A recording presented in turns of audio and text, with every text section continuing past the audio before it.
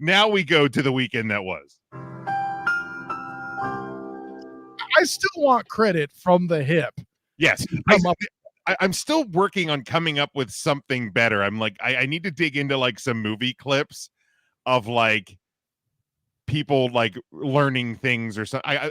I will come up with something better, but for now this is gonna work. But by the end of the season, we'll have the clip that'll make it worth the season. But anyway, we look back at the weekend that was in football and what we learned. Devin says what I learned this weekend is college football is crooked, maybe even more crooked than the NFL. Said he saw some close games this weekend that the other team could have won if the refs could have stopped throwing flags when they made some momentum. Well, there is a certain team that overcame flag throwing and then got penalized for it in the polls. I mean, listen, I don't want to, roar like a tiger about it or anything, but nor do I want to scream like an eagle either. See what I did there, Jim? I did. But officiating in across the board, kind of hitting mid-season form as is kind of the theme of this evening. But definitely some questionable at best calls. One in particular, was it flagged unnecessary roughness on the block to the LSU quarterback on the pick six? That one was very suspect, as some others, but definitely Devin's got some point there. Joe is calling for the soundboard. Joe knows. Hey, you know what? I don't do this often for the comments, but shouts to Joe for calling his shot. There we go. Joe's on fire tonight. Joe's ready. He's all warmed up. All right, Mikey B, what did you learn this past weekend? What I learned this weekend was that Lou Anarumo has found the pieces to make Patrick Mahomes look human. I need help with that. First of all, and you'll excuse me as the student of the game, I'm asking for education here. Lou Anarumo, please. The defensive coordinator of the Cincinnati Bengals. You think this happened, Homer? You really think that's what happened, Homer? I mean, the fact that Patrick Mahomes has had two of his worst career games against Lou Anarumo defenses. Okay, I mean, there's someone who's figured it out. And a lot of the times when you sit here and you look, what's the one thing that everybody says that you got to get to Patrick Mahomes? You got to get to Patrick Mahomes. The Cincinnati Bengals under a Lou Anarumo defense is getting to Patrick Mahomes rushing three guys. Sure, one of them is Trey Hendrickson. The other one is Sam Hubbard. By the way, I know his financial advisor. Separate question, but anyway. Oh, okay. So I look at it from the perspective of a lot of teams don't know the formula to stop Patrick LeVon Mahomes II. And statistically, one of his worst games of his career this weekend in Arrowhead. I'm not going to talk about the other things that maybe affected the way that game turned out. I'm going to take the positives out of it. And it's the fact that a Lou Anarumo defense has found pieces to slow down Patrick LeVon Mahomes II better than any other defensive coordinator has in the National Football League. You know, Bern, and listen, I know I asked that joke with jest involved. And by the way, Jim, if you'll prepare the soundboard, because you are, in fact, a complete and total Bengals homer. No, wait. Homer. Hold the soundboard. I got this.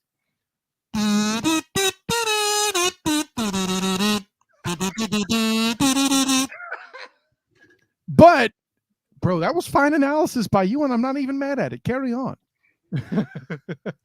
Yeah, I mean, it was definitely a tight game. I know you don't want to touch on it. I mean, I'll touch on it, but I don't want anyone to think that I'm going to sit here and blame. No, here's the thing. The call was correct. Yes. To me, it's, and this has been my bigger gripe with officiating, not just in this game, in football, NFL, college, sports as a whole, is I don't think this game is the hill you're dying on, right? No, but it's the execution and of calls and when and how and who, because like there was a more egregious call that wasn't called with Jamar Chase being yanked down by his whole face. Fair.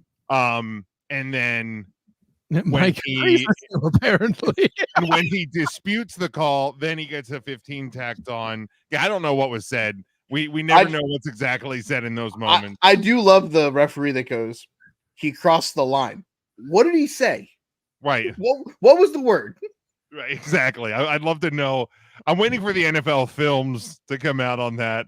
I mean, okay. Like NFL. There's just be a bunch of bleeps. Like, remember, like back in the day, we had like all the weird like sound effects to bleep it. I want NFL films after dark. Like, yes. you want to put that behind a paywall? Give me NFL films after dark. I want to hear that stuff.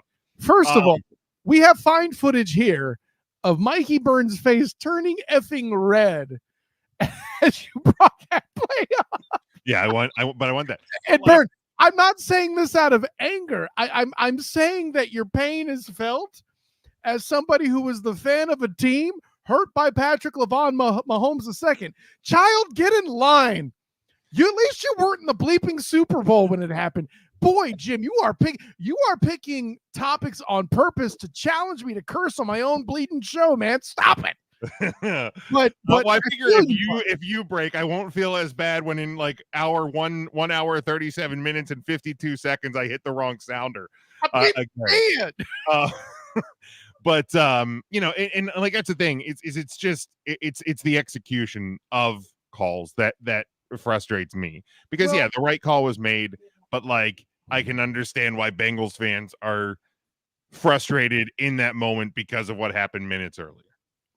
Well, okay, and let's take the Chase thing out of it. The reason why I don't like the timing argument is what people who are going to come back with who actually believe there's an officiating scandal siding with the Chiefs, which I don't.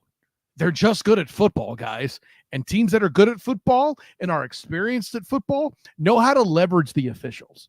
That's a thing that the Chiefs did against the Ravens last year. Nobody's talking about it, but that's part of why they won that game in the playoffs last year against Lamar Demetrius Jackson and company.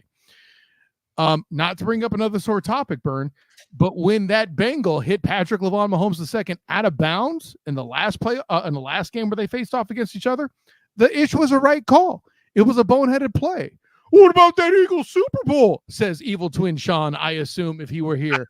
Hey, you know what? How about this, Bradbury? Don't get effing beat. Here's the deal. I listened to this week's New Heights, and both Jason and Travis were talking about it, about certain calls at certain times. And the thing Travis said is like he didn't speak directly on the moment, but he mentioned like other times in like football history is like as players, like to what you said, don't put the call in the ref's hands. Can't put it better. Right. And as frustrating as it is as a fan of team that is on the bad end of the call, because I've been there, Kyle's been there, Mike's been there, EJ's been there. We've all been there. Yeah. EJ's been there about 65,307 times with all. Well, it's just because he has 47 favorite teams.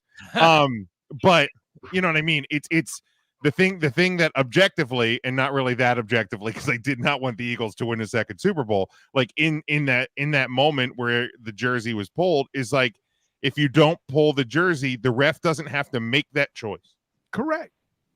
It's that simple. Like the call was correct. It's just what was it enforced that way earlier in the game? No, maybe the ref didn't see it earlier in the game.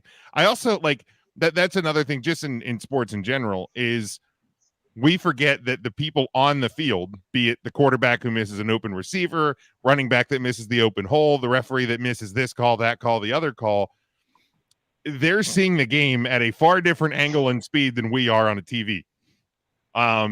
So it also depends where they're at. I mean, right.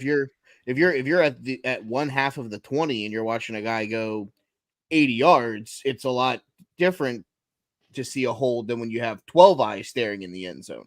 Oh, sure. The thing I will always like tell people to do is like go to you have a minor league baseball team near you somewhere. We all do. Go sit in the first or second row behind home plate and tell me how easy it is to be an umpire. right? Listen, Like they don't put that little grid. They don't put that little rectangle like they do on the TV screen. I'll tell you that much.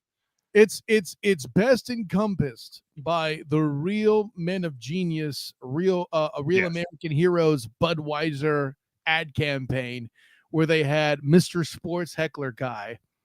You know, they say those who can't play coach, but those who can't coach sit 30 rows back screaming obscenities.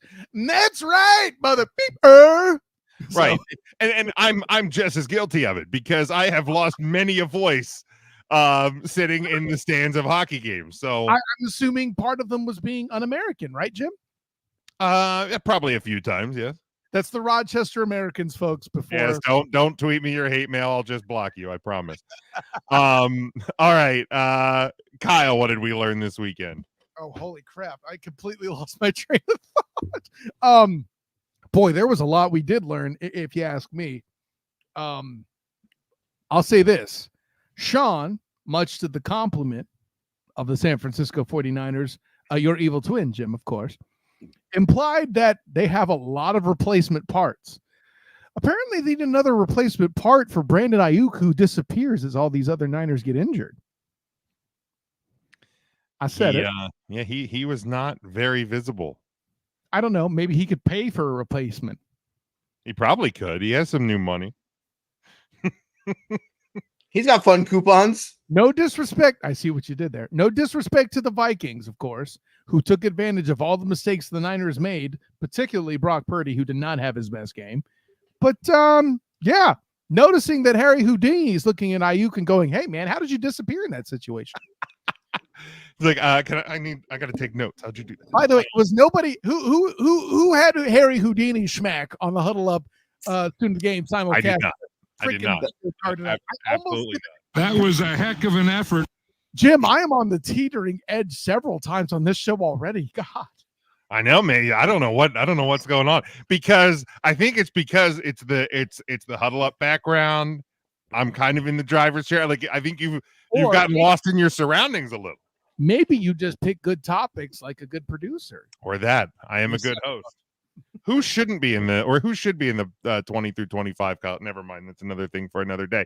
Ernest, Jesus Christ again. EJ, what did you learn this weekend? I learned I'm not necessarily I'm not an advocate for this at all, but maybe preseason football wasn't a bad thing, I guess. Actually, if I may, it's not just preseason football, EJ Christian. Yeah. It's the lack of full contact practices to get O-lines to. If I may, I know I'm hijacking your point, EJ. You just did. Finish? No problem. I'm going full. Go ahead, Kanye. Going full Kanye. Huh? Yeah, go ahead, Kanye. Even though you finish, but first, even though some people, on your TikTok think differently of my hue, TikTok and YouTube. Thank you. You're right. Your YouTube as well. Thank you, sir.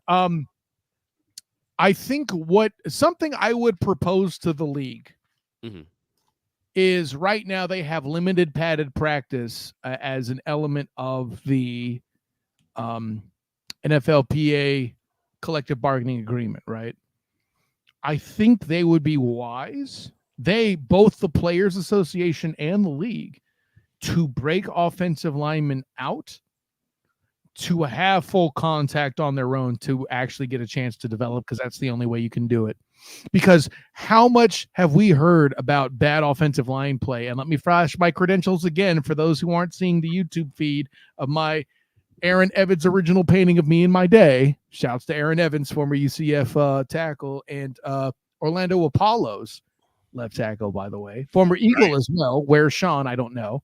He even got a phone call from the Chiefs and said no to go pursue art the year they won the first Super Bowl of Patrick LeVon Mahomes II's campaign. Anyways, shouts to Aaron Evans. But listen, all the above to say, I think that your point about preseason games is further compounded by that as well. Yeah, you're right. They need that time. We're learning why it's important. And by the way, EJ Christian, we live in a world where they want to take another one away to make an 18-game bleeding season. Continue. Yeah, it's between the sloppy play, between the injuries, you name it, go down the list of things. Look, I'm not advocating for bringing that back into the fold. In fact, I would rather not have preseason at all. All things equal, I don't want it. But I will say I do see some of the value why it existed. I see the value. I would give Christian a bell for this point. Is there an answer between not adding more preseason games, but like is like and Kyle, I kind of lean towards you here because you actively cover an NFL team, but like is it realistic that that's a thing that could happen, to have more contact practices as opposed to actual preseason games? Because like, here's the thing, you can add 7 preseason games. It doesn't mean teams are actually going to put their effort number one lineups out in the line of fire, right? Like, but is there something I said priest priest Thanks, season. Carol. Priest season. I wish I got that kind of support from my wife when I'm podcasting to dunk on my co-host. Holy snap, that's amazing. Yeah, Mrs. Big Jim usually doesn't listen live. I will wake up on the day after the show and I will usually hear myself talking, and then I get very confused. Like I think I'm in a fever dream. I'll excuse myself for a minute. You're the one with the wife that dunked on me directly in a show on Huddle Up. Okay, well, every so often she will tune in. But bro, I still have bruises from the Michigan dunking. Holy snap! It was deserved. Hey, you shut your mouth. I don't care how right you are. You can't curse. You can't curse. Shut your ass. But is there really a realistic pathway, or are we just going to continue even if when they make it a 2-game preseason and an 18-game season? Like, are we just going to continue to see the de-evolution of the first few weeks of the NFL year? I mean, the only question was to the guy who covers an NFL team, EJ. You want to say the D word, didn't you? Look at you. I'm watching you. You sit your ass down there, Eagles Jaworski, and be quiet. Yeah, you promotional tool. I like it. T-shirts. Hey, buy one of yours and I'll think about it. Let the record show I want a promotional tool T-shirt long before an Eagles Jaworski. I'm just saying. Anyway, probably make that work. I did just some of the designs on the store have just been revamped, as well as a new addition to the store. So go check that out. You're a busy guy, Jim. You're a busy guy. I am a busy guy, EJ. I appreciate you recognizing that. I said trucker. Settle down, guys. No, listen. You did. That's right. You use the word realistic, Jim, and the problem is, I struggle even as somebody who gets paid rather, to use words and describe these situations, right? Shouts to the Fans First Sports Network, who lets me do that for covering the Jaguars, as well as the Black and Gold Banneret, who does it for UCF. At any rate, damn Bill, I love it. It's y'all's fault, man. Listen, that's $3 I've spent in a long time. Damn, I thought I'd be a little bit more expensive than that. I mean, what? You're cheap. That's why I like you so much. Hey, that's right. You still keep making your O face. Anyways, you're cheap too, Jim. What's that? You're cheap also. Darn right. I never would have thought that. Honestly. At least he embraces it. I'll give him credit. No, listen. I'm scared to admit it. The use of the word realistic, I get confused versus realistic, as in it could be done versus practical. Okay, look at Joe jumping in. Hold on. My new best friend Joe got to get some dap, and my computer's acting stupid. Now it's my turn. Is your turn to have computer problems now? Jeez. Way to go, EJ. Always my fault. Blame me. Well, it's because you drove your dang security van through my wall. No, but give up Joe shouting the dude there. Look at that. Roll dive. Yeah, man. No, my dude Travis D. Holmes had a great show tonight, along with T. Whittle, who came on. Not T. Whittle, Whittle 2K of the Coast to Coast podcast, talking the Monday night game with the Bills. So make sure you check that out. Thank you, Joe. Listen, your use of the word realistic is, I'm not going to say confusing, but it challenges me in this. Realistic versus practical. Realistically, yes, I said there's a practical way to do it. Break the offensive and defensive line out and have them do full contact and inside drills to get their stuff right. The reason why it's not practical is there's no way in hell the NFLPA will collectively bargain and allow that to happen unless they get a butt ton of concession that the NFL and Roger Goodell will not make. Does college have any like a lot of injuries that we see? Some of them do. I mean, if you look at Cam Rising, Quentin Ewers, right? You know, and then of course the fact they have Arch Manning just happening to be on the bench is the reason why Texas is number one. We talked about that, by the way, on the Earnestly Speaking But podcast. Cam Rising's 40. The body's just breaking down at this point. That is mean, Jim. And Jim, you're a nice guy. That's what happens. Excuse me, sir. That's not Holton Ahlers of East Carolina. You settle the. That's there's a fair number of injuries. I don't know if it is injuries because of like lack of a preseason or contact practices, or if it's just an instance of guys getting rolled up on or whatever. I mean, Notre Dame had three big injuries, two of them season ending this weekend, but it was a matter of linemen getting rolled up on and being right, lagging. So like I don't have the hard information to be able to say yes, there's these right. I only brought it up because that's the only comp we have to like a same sport that has no preseason football ish type of thing. I mean, if I may step in, EJ Christian. Yeah. Most colleges have a preseason. Listen, except football, right? Oh, let me hear me out. Uh-oh. I didn't say most programs. I said most colleges. I've said many times on the Black and Gold Minaret that Gus Malzahn has made it a tradition. The 2-game tune-up. You get, what was it UCF had this year? New Hampshire and Sam Houston. Ooh, New Hampshire. You know, right? Hampshire, exactly. When is that played though? Sorry? That's the first 2 weeks of the season. Weeks 1 and 2. Okay. There's a reason Alabama plays, South Chattanooga. No, that's Tennessee. Well, no, that was just Chattanooga. Alabama played South Chattanooga. West Saginaw Technical College. And granted, some teams do go outside the box and take risks, like Florida playing, or Florida State or whatever. But no, but the punchline is most colleges do those cupcake games early. They're called tune-up games. That's a thing. It's not just a line from the remake of The Longest Yard. Right. Like, and especially in a world where in college there's a butt ton of transfers. You need that time to get it all together. That's their preseason. Well, I mean, the other thing is I feel like there's a lot more contact in college football practices. Those guys are literally doing Oklahoma drills and full contact. Not like it used to be, buddy. Not like it used okay. to be.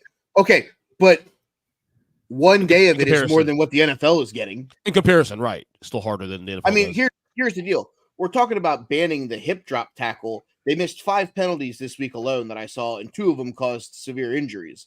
But it's because they're not going out and actually tackling each other. It's because they're not actually hitting each other in practice. That's the issue. And like you've said the whole time, the PA is not going to budge on where they stand with certain things, which is going to cause a greater chance of guys getting hurt. And let's be clear, the NFLPA agreement I mentioned is something that came in, what was it? We were talking about it back in 2014 when I covered the NFLPA meetings. That's on or around when that started to happen, was that version. They were at the 2014 meetings, they were talking about that version of the collective bargaining agreement. And at that time was when they had the upward tick in all these severe injuries below the waist, because guys are so freaking paranoid now about avoiding concussion impact that they're overcompensating and ending guys' careers by, ACL tears and things like that. The hip drop tackle thing, I'm just going to say quickly, is impossible to expect officials to enforce. As harsh as I am on them, that rule being implemented is stupid, because I don't know how any human can check all those boxes in the moment and get it right. It's completely unfair. Yes, I mean, the unfortunate thing, I think you're not going to see it called regularly unless somebody is hurt, and that's the unfortunate part about the rule. that the result will dictate the call. I kind of hate that, but by the same token, I think you're right, buddy. Yeah, because in real time, real speed, it's I think it's going to be hard to determine what might be a hip drop versus what might just be a awkward looking tackle. So with that, is this something where, the college game, you're allowed to go to the cameras for targeting? Is this something where, okay, they may not call it, but is this something where somebody as an independent person can buzz down the officials and say, hey, we might have this tackle here that we've deemed illegal? I mean, I hope not, but it probably could get there. I'm gonna go I'm actually gonna completely reverse direction on you. I wish they would do it that way, because the official needs to be allowed to be human, because some of those bang bang plays are real damn tough, Jim. That's fair. That's fair. The reason I say I hope not is because they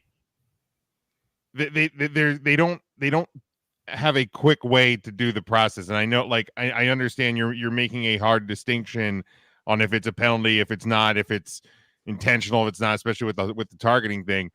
But it makes games drag on. And that, if we keep adding things to what is reviewable and what isn't, it's going to make the games longer. So if we can expedite the process, sure. You have to and I get it's an arbitrary thing. You have to be 70% sure this is a hip drop tackle for it to go to review.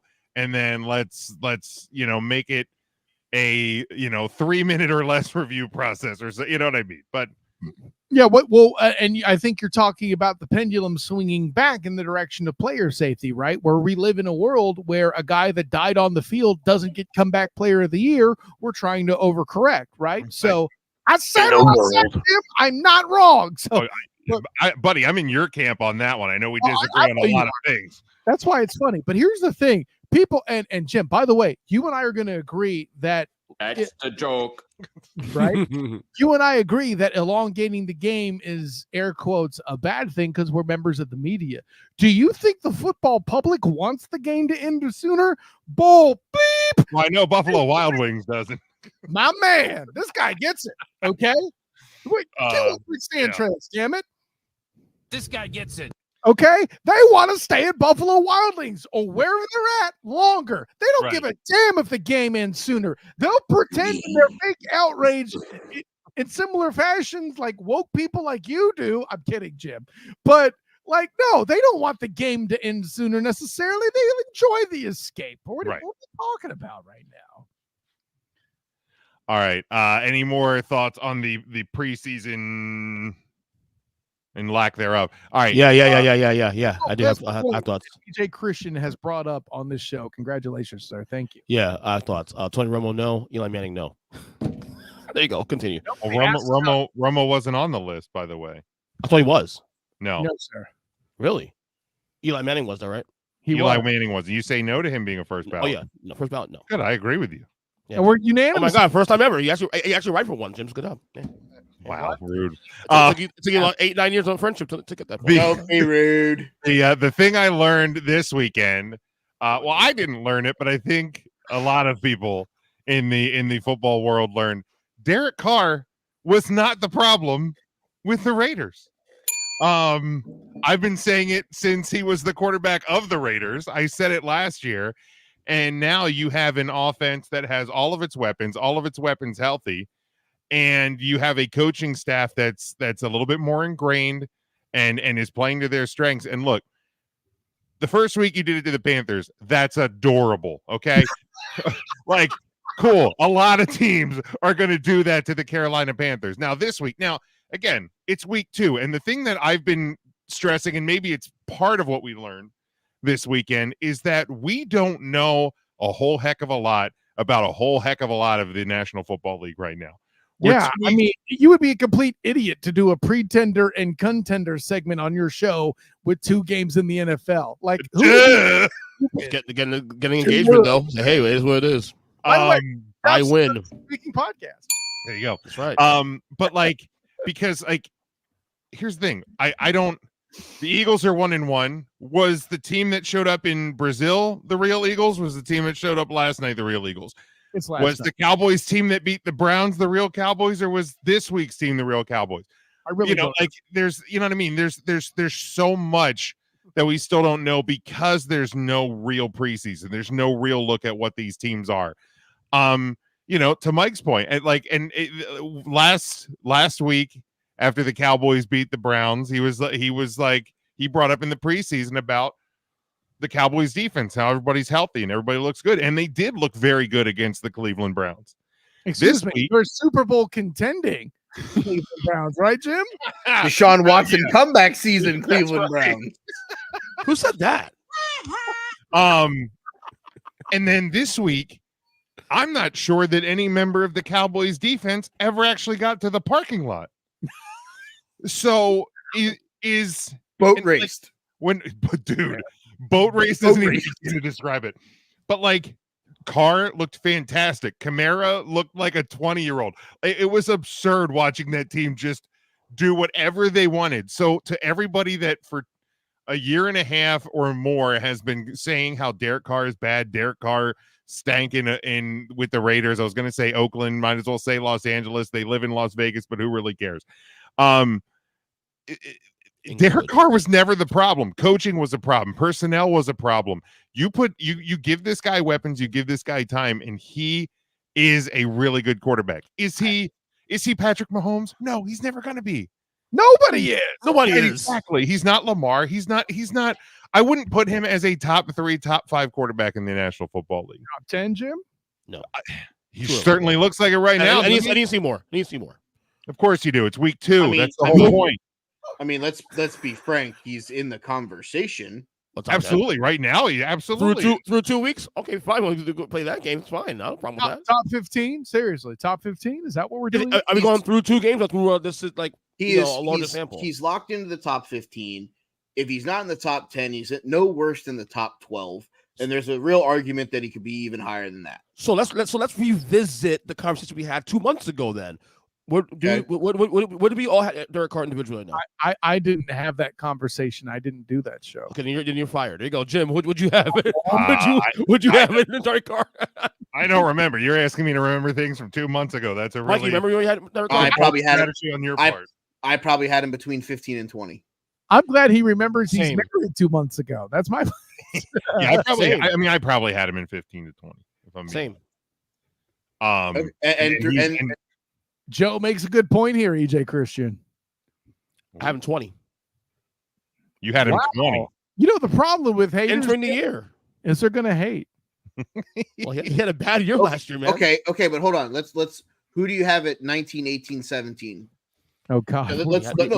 Let's start right there. Russell Wilson, Kyler Murray, and Baker Mayfield. And Baker Mayfield's I was going to right now much higher than that right now based on 2 weeks. Baker looks good, man. That guy looks mature. He's making really good decisions. Okay. I'm a big Derek Carr guy for the record. Remember Kyle 2016 MVP campaign? Who wrote that flag? No, when Connor Cook had to come in for him, you were mad. Exactly. Go ahead, Mikey. Derek Carr now wholeheartedly clears Russell Wilson. Oh, wow. Question. Even the starter in Pittsburgh. Right. Also, you breathe oxygen, Mikey Byrne. I'm sorry. I thought you were just shouting out stuff that was obvious.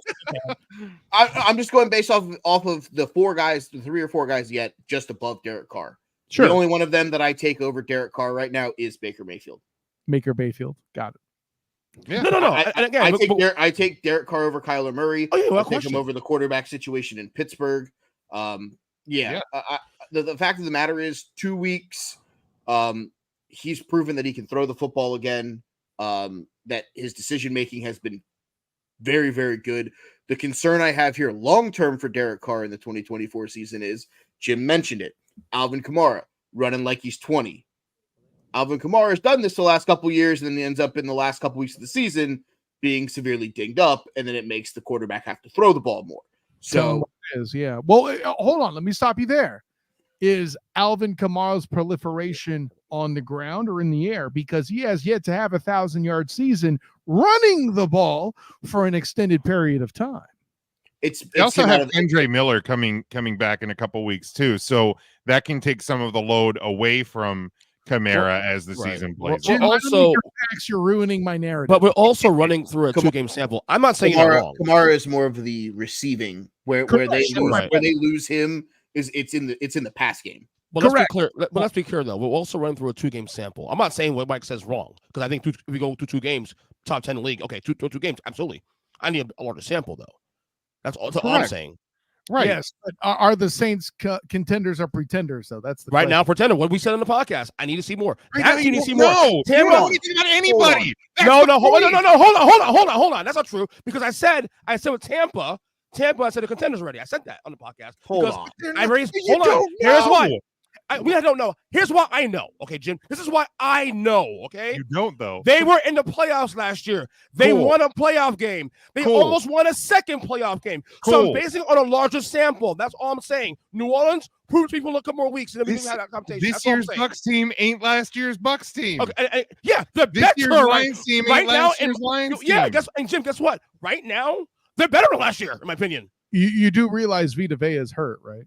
You Okay. you do realize that Derek Carr has brought the New Orleans Saints from 6-11 to Okay. 2-0 and just smoked the Dallas Cowboys, absolutely boat Right. racing them. And you're like, hey, by Okay. the way, a 4-point win against Man Campbell is Man, so Campbell. much Man better. Campbell's literally. Man Campbell's literally a mistake from being in the Super Bowl last year.